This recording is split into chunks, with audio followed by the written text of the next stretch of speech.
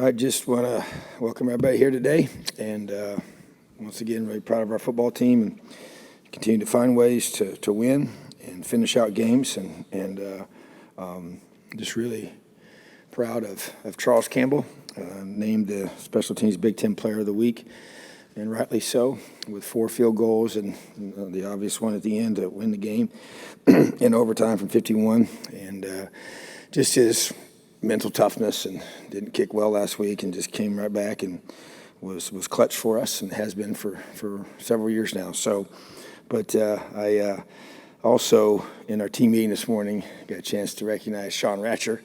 I said, Sean, did anybody carry you off the field or get any pictures with people after the game? And he said, no. I said, well, there you go. I said, you were the key to the whole thing, because if without that snap, there would be no kick. But he understands his role. So, but no, he does a phenomenal job. He's so consistent. And as well as James, the holder, all those guys, the protection up front, everything matters. Everybody, focuses on the kicker, which he obviously has to kick the ball through the uprights. But, the best team is who wins on game day. And so those guys did a great job being great teammates and doing their job and allowing us that opportunity to be able to get that field goal. So just proud of our guys, and just be able to show some grit and fight.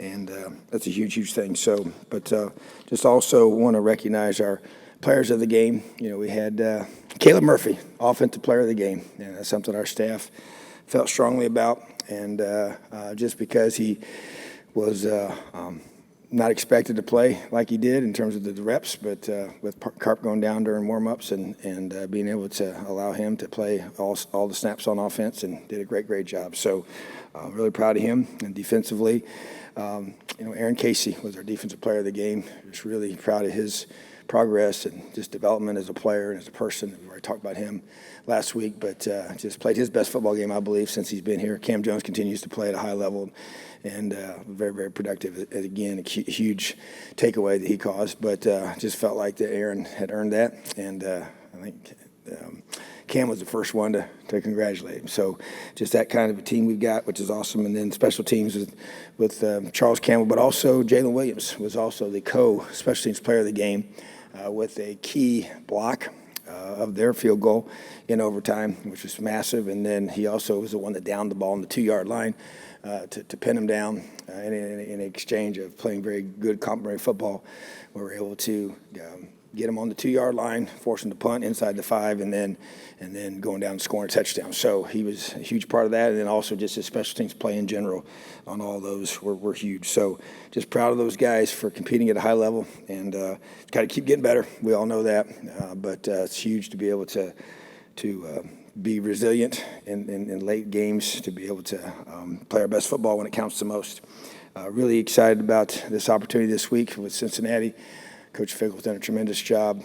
Just really impressive what they built there, and playing a playoff team that at home. So great challenge, great opportunity for us to be able to be on the road for our first road game of the season, and just impressive what they've done. They got a lot of guys back on offense, but a lot of new faces on defense, but still playing at a very high level. Really good system, good scheme they have. Their players have been developed, you can tell. So the guys stepping in, they got some transfers and stepping in as well, and making a lot of plays for them. So it's just a very, very good football team, and saw that when they went and played Arkansas, and so film is very obvious. So really have to play our best football, have to play a complete game from start to finish and beyond, whatever it takes. So appreciate that. Any questions? Talking about Caleb Murphy, I think there was like a video of him post-game. He looked pretty emotional. On the one hand, what does it mean for him being from generally this area, which doesn't produce a ton of, particularly where he's from, I think a ton of Big Ten level talent. And on the other hand, how does it elevate an offense, whether it's on the field in the moment or when you're able to kind of go back and review it later, that a guy steps in so late notice like that and plays like he did? Yeah, I think it's just a huge thing, and as you saw, his emotional response was very genuine and real, and it means so much to him to be part of this team, be a football player here at Indiana, being from so close and representing his whole community, and just the pride he has in being from there, and being able to just come here and just work his tail off to get in this position, move positions, From defensive line to offensive line, and he was the third string center, a few weeks ago, and then with Cam, going down, and then obviously with the situation that happened on game day, and that was nothing that anybody expected. Matter of fact, I was kind of shocked to hear it, when we were in the locker room, they were getting ready to come out. So, but that's what you got to be ready to do. So we use that as an example. I talked to our whole team about that this morning. Just a few weeks ago, he's they're on the depth chart now. He's playing every single snap and special teams, because he's a part of those as well. So just a great testament to him and how hard he's worked, how much he cares. But you can win a lot of games with guys that are smart, tough, dependable, and have a high care factor. And it means something for him to put that jersey on and represent his whole community, and that's a pretty awesome thing. It's just sticking on that. How did Zach hurt himself? What is his injury, and what's kind of his prognosis, and what's the situation with him? Yeah, it's something in his hand. He's gonna. We're still getting evaluated, trying to figure out how long it would be. It's not going to be season-ending or anything like that, but it definitely is something we got to deal with. And obviously since he's a center and snapping the football, so it is something with his hand that he's got to deal with. But not anything that's, like you said, super serious, but definitely for his position and what he does. Could be something we're going to have to make adjustments with. So not expected, very, freaky, I guess would be freaky accident if that doesn't usually happen. I don't know if I've ever had this happen before in all my 30 years of that type of thing and that type of warm-up, because we just did the same thing we always do. So, but just it happened, and that's why you got depth, and that's why you developed guys. And so hopefully we'll know more here soon, getting him back with us. But yeah, just kind of a freak thing. Hey, Coach. How did you find Caleb Murphy at a 1A school like West Washington? How did that happen? Yeah, he came to camp, and he was a guy that we had to project, positionally. I think we always felt like that he's a kind of a jumbo guy. We talk about jumbo defensive end. Those big guys could play tight end. He played offensive tackle for them. He was a high school wrestler. Actually started his whole wrestling. He's one of those schools where they didn't have wrestling, and he's the one that kind of got it all started, which is crazy. And then did really well, So yeah, you have it's a little bit of a tougher evaluation because of an interior guy or a guy on line of scrimmage playing at that size of a school. Sometimes it's hard to tell, where he's at. But he comes to camp, and we liked what we saw from him. Weren't exactly sure what he was going to be yet, but that planted the seeds. And I met with him and his family in my office, and I just kind of knew, we didn't offer him right away, but I just knew he was what we're looking for. Just the passion, the toughness, the fight. You just talk to his high school coaches and the people there in his community, and which we do, and you just had, those internal qualities of just character and discipline and the high care factor. You kind of thought that's what you're going to get from him when he came here, because it meant so much to him. He got emotionally in my office, about how much he wanted to be here and play here. And so, but I didn't give him a scholarship right away after those first meetings, but kind of let the weeks go by, and I actually had him at another camp. He went to a camp up in the Chicago area, and we had our coaches there, and so had to take a second peek at him, and so we offered him in that exchange there. So, but I think it was just more of a gut feel that he's our kind of guy, and like I said, we started him on defense, and I think that's probably where, he would have preferred to play when he first got here, which we always had those conversations, but he's always been like, Coach, I'll play wherever you want, whatever you want me to do. And so that kind of guy, but he always kind of felt like, he's a good athlete, that the center position kind of you thought would be a good projection for him one day, and just like I said, the smart, tough, dependable guy that position demands really kind of fits his personality. And if you're talking about our staff, it's just like, and it was unanimous that he would be the player of the game. Everybody loves him. You just can't question his passion for this program and this university. And so that's, it's just neat to see guys like that, be rewarded for their perseverance, even though he's still young, and so, but I wasn't surprised that he played so well, because he's going to give you everything he's got for 60 minutes and beyond.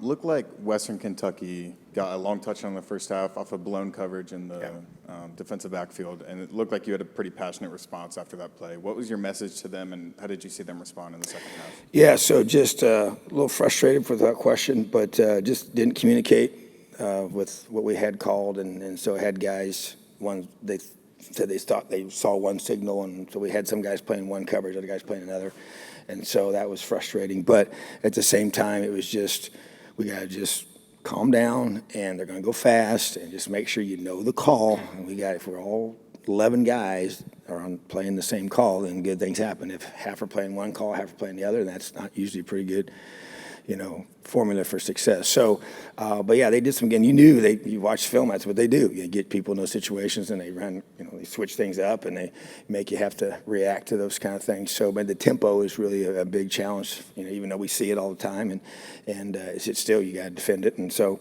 but I didn't think we didn't communicate as well, even on that, the second touchdown, the trick play that they ran was just like, just poor communication. I could see it. I'm trying to scream and yell to get them to see it, and they should have, because of the way they have to align to run that. So just didn't think that was really at a high enough level without question. So just got to get it, and we try to get those things cleaned up and get it fixed throughout the game and let our guys play fast. Yeah, hey, Tom, over here.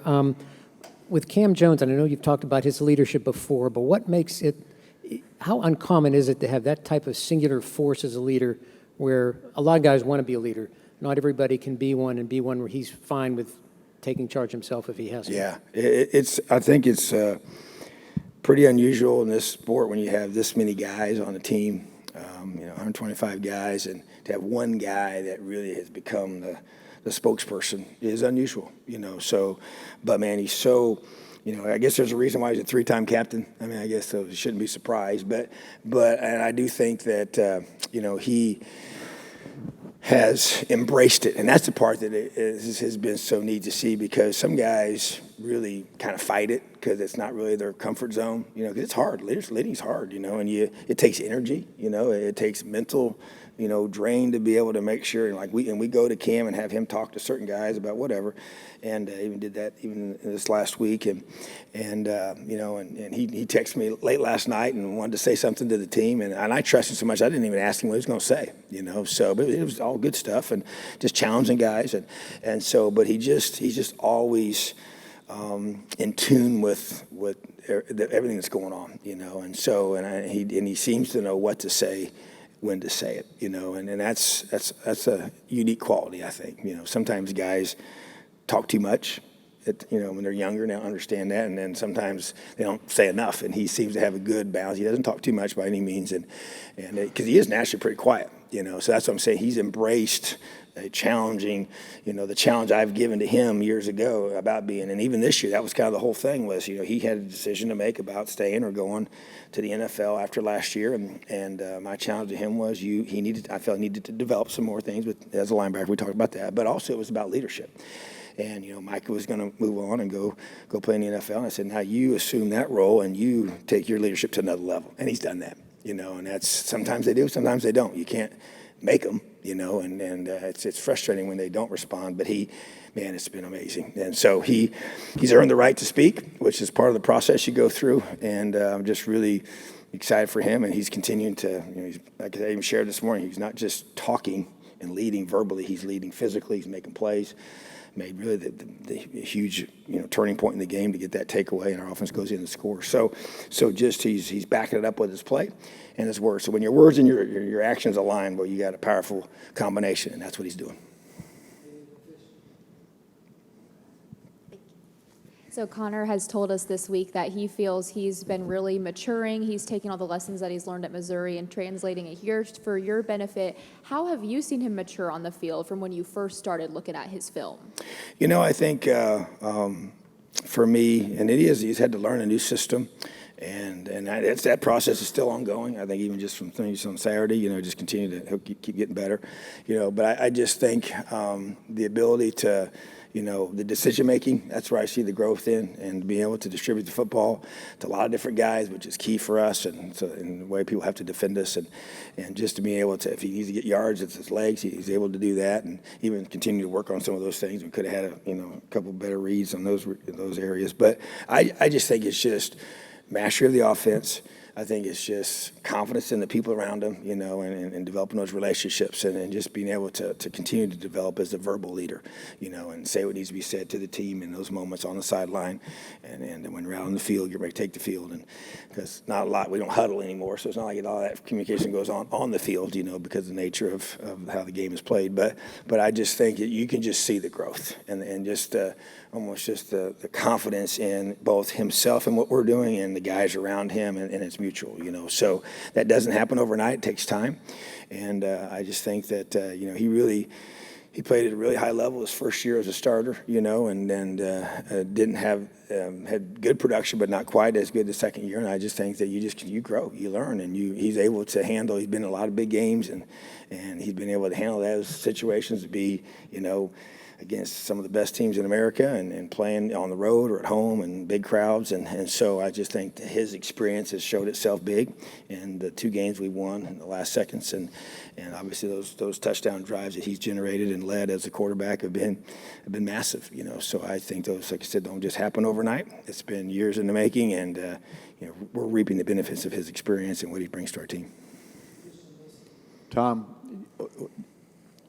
Western Kentucky ran the ball pretty effectively against your defense. Are you still having the issues with missed tackles, run fits, and that type of thing? Yeah, it was in the second half. So they had 33 yards rushing in the first half. So it was, and I will say, I'll take some of this because we made some adjustments to try and give us some help in the pass game that I thought we needed. And I thought it hurt us in the run game. Didn't think it would hurt us to that extent. There was 4 runs that really kind of gave them their 80% of their yards, and so there were some big chunk runs that they get you all spread out, so you lose some of your layers. But I felt like I kind of over-adjusted some things at halftime to try and get some help there, and it didn't work, so I'll take the blame for that. We did have some missed tackles that I wasn't happy about, especially I think on our perimeter guys. Our DBs need to tackle better, especially some of our 2s. And saw some of our 1s tackle better. I thought Monster had a really good day tackling, and Fitzy as well.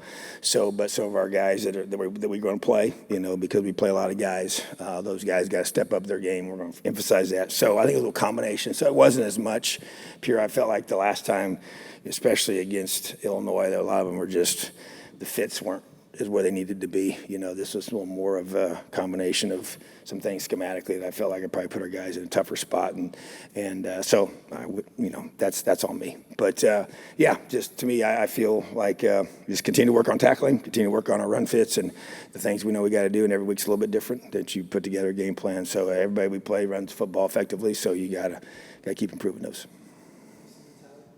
Coach, against Idaho, it was Sean Shivers in the running game. Last week, it was Josh Henderson, both in the rushing game and outside on the touchdown before it was called back for an OPI.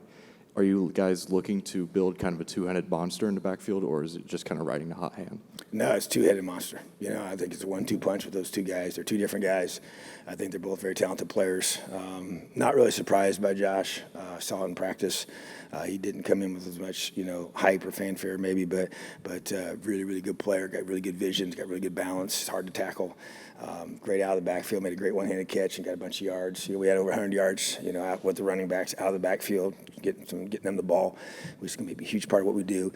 And I just love the way he sees the field. So I think he and Sean need to be great together, and they are. I mean, they have great chemistry. They really respect each other. And then you got Jalen, who's another guy we're going to continue to get involved and get him some touches. So I like that group. I like that room. They're really unselfish, and definitely going to maximize them all.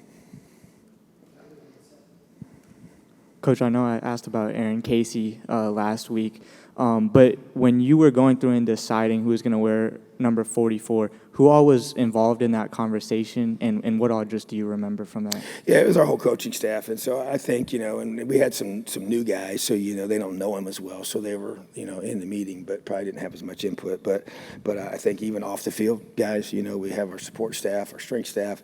I want everybody that's around our guys on the field, off the field, to have an input in the decision-making process, and so I listened to a lot of people's thoughts. And it was pretty obvious, that he was the guy, So, but to me, it's, when you talk about, what's a guy like every day, and, you can, in recruiting, you try and figure that out. Well, even when they get here, okay, who's who's around him all the time. And I want to talk to the academic folks that see him in that setting, and then the people, doesn't matter what other avenue they're at on this campus. We want to make sure we have a good, holistic perspective of who they are, and over time you're going to show who you are, good or bad. So he's just so highly respected by everybody, and just like I said, we saw the qualities I mentioned out of him before, but it was a collective effort by our whole staff. Like I said, not just on the field coaches, but everybody in our program that are able to be around our guys and know who they are on a consistent basis. Tom, Miles Jackson obviously came up with a couple big takeaways last week. How well has he fit into your defense, and how did he kind of get acclimated coming from UCLA? He's been actually one of our pleasant surprises. Really liked him as we recruited him. Didn't know him as well as I did some of these other guys. Did not know him out of high school. But just through that process, it was just like he stuck, the maturity kind of stuck out to me, and just the fit with what we care about. Now, and to me, we did our homework with those that we know where he's coming from, but also it was pretty obvious when he got here that he made an immediate impact, man. So he confirmed everything we thought about him, and then you start practicing in the spring, and then it just continued to grow. And I will say this too. So when James Head went down a few weeks ago, so we had to move him around a little bit, and I thought it kind of set him back. He was really rolling as the bull position, and then he moved over to in, and I can play both. So it's kind of had a little bit of the growing pains of learning two different positions, and I thought it made him not quite as aggressive. And so but he got back to that this past week. So I didn't think he was that way a week ago. Tried to kind of solidify him in some spots, and so he's been big for us. And I think that position, either side, he's strong enough to play strong side in. He's athletic enough to play bull. He obviously got the big interception there, which is massive play in that game. So just got the fumble recovery, as well. So two huge takeaways, and we have a phrase in our program: the ball finds energy. So he would be, if I had to say, Cam Jones is phenomenal, but the next guy that I would say practice effort is him. I mean, his practice effort is awesome, and it's that way every single day. And matter of fact, we used him as an example several times in the first few practices of, hey, this is what this, and he's a new guy. I said, man, this is what it's supposed to look like. We're doing Skelly, because we bring our bulls down for Skelly a lot of times, and so he's just chasing the ball. I mean, we're talking 250-pound guy just flying every snap. So just really great motor, and those kind of guys make plays, especially the longer they're in the program and in the system and learn it better and know it better. And so, we need him to step up and keep making those big plays for us and getting us off the field. So LEO is obviously the program culture. You've made a point at our press conferences of making sure players get recognition, but what is it like to see that in action in the big moments when everyone's running up to Chuck to give him a hug after he makes that kick, and in the locker room after the game when you bring him up and the whole team's chanting his name? What is it like to see the culture in those huge moments for the team like that? Well, I think it's when you get a chance to really see, who you are, especially when the moments leading up to that, when you don't know the outcome, and you just have so much energy on the sidelines, so much positive, belief that we're going to find a way to win the game, and the guys just stay together, and then they get rewarded for that. And then a guy like Chuck, who's just done such a great job for us for so long, and had it, wasn't his best last week, and then he responded, so that's life. You got to learn to do that. And so to see the guys just embrace each other and care about each other and not make it about themselves. And I think that's neat to see. Like I said, that's what you want. You want a group of guys that, man, they're so tight and connected, and that's why I think you get in this sport, it's what makes you special, as a team. You got to have great players, I get that, but the individuals have to come together, and they have to buy into whatever culture you have that gets the team to be the focus. And that's challenging to do, I get it, but that's the objective, and that's what we've been trying to do, and that's how we praise it, and that's how we package it. But we also appeal to the heart of the young man and how he's going to be developed and how these qualities are going to allow him to be successful in life and whatever he's a part of. So I think Chuck's, just an example of that, and other guys that have stepped up and made big plays, they will be as well.